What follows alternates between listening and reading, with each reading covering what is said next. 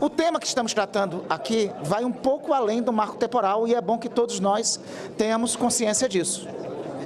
O projeto de lei que está aqui em análise, obviamente trata do marco temporal, mas veja, trata de outros temas que, no meu humilde entender, estes sim, são mais inconstitucionais ainda do que a declaração que o próprio Supremo Tribunal Federal assim o fez. Veja, um dos trechos, trata dos povos isolados.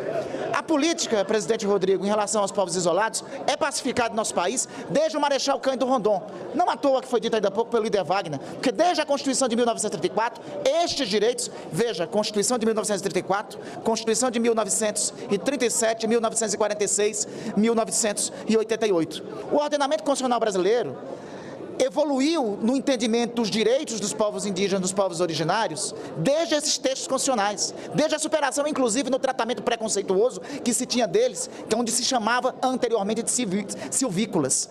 Nessa Constituição, já se entendeu e já se compreendeu que aos povos isolados assiste o direito, inclusive, de não serem contactados. É assim, meu caro senador Rodrigo, que proclama o artigo 231 da Constituição, quando evoluiu no ordenamento constitucional sobre os direitos dos povos indígenas.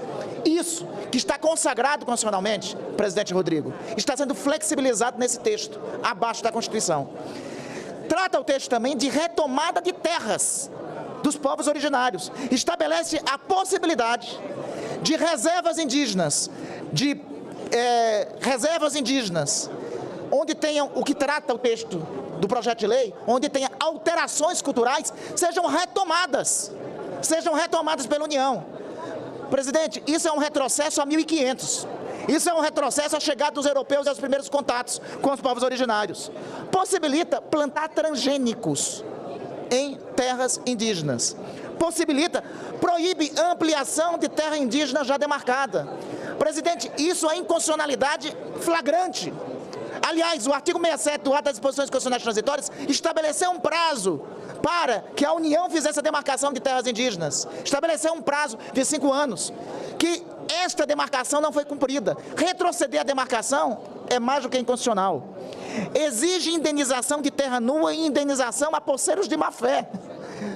Extrapola tudo quanto é atribuição. Onera a União sob concessão dos entes federados. Libera a exploração de terras indígenas para indígenas e para não indígenas. Presidente, nós aprendemos aqui que essa história, que talvez alguns não estejam acostumados, de separação dos poderes, de independentes e harmônicos, proclamado no artigo 1º da Constituição, funciona mais ou menos o seguinte: o Legislativo constrói as leis, o Executivo governa, e o Judiciário, no caso a Suprema Corte, guarda este documento aqui, guarda a Constituição, é a intérprete daqui. Este é o entendimento consolidado que existe na repartição de poderes, tal qual nós conhecemos. O Supremo Tribunal julgou um caso em tela sobre isso.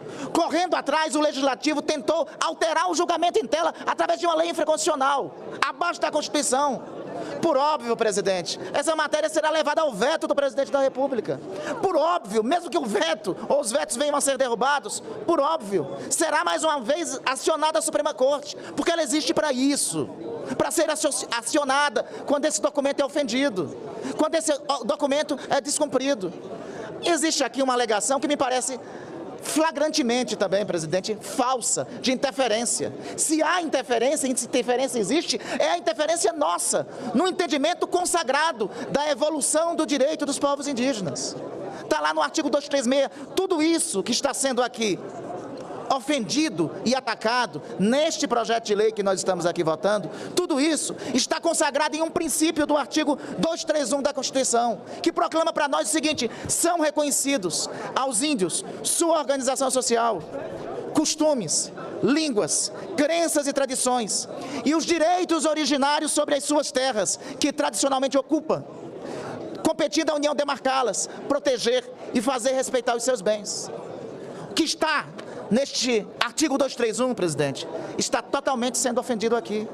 Por isso, é óbvio que ela não nasce inconstitucional, mas ela será inconstitucional por óbvio, porque ela ofende de morte tudo que está consagrado. Mais que isso, presidente, eu ouvi discursos desde a CCJ mais adiante, proclamando o seguinte: mas é impagável essa dívida com os povos originários. É impagável, assim como alguns devem dizer, é impagável essa dívida com os negros, com os pretos. É impagável, sim. É assim que se constrói a civilização. No passado, na Roma Antiga, aos escravizados e aos cristãos, senador Rodrigo, cabia levá-los ao Coliseu e ao encontro com as feras. A humanidade evoluiu para entender que aquela prática da escravidão e aquela prática de tratar para diversão particular o sacrifício de outros, seja no Coliseu, seja na cruz, assim que Roma entendia, para o delírio e o privilégio de outros, que aquilo era inconcebível com os valores da humanidade. Em nome disso, se construiu até a cruz e os evangelhos. Em nome disso, se construiu religiões para construir e formar entre nós o que se chama pacto civilizatório.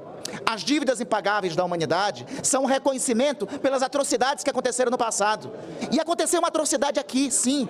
Há 500 anos, europeus aqui chegaram e invadiram. Trouxeram influenza, trouxeram tuberculose, trouxeram uma centena de vírus.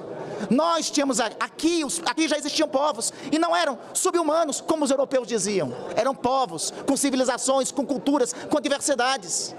Nós não podemos retroceder ao passo de voltar a tratá-los como silvícolas, como um nível aquém, porque há uma conformação e uma convenção pela humanidade, dita pela humanidade. As dívidas impagáveis existem para que a humanidade avance, para que a humanidade reconheça, para que a humanidade compreenda que é na sua diversidade que ela existe, que o que existe não é uma cultura inferior à dos caripunas, galibis, maruonos, waiampis, só para citar alguns povos da nossa terra. É uma cultura diferente, diversa, e que assim como cultura deve ser respeitada. Foi nesse sentido que a civilização brasileira chegou. Foi para esse sentido que consagramos isso nesse texto constitucional de 1988. E foi nesse sentido que esse texto constitucional é avanço em relação aos demais. É nesse sentido. E é essa evolução que nós chamamos de pacto civilizatório.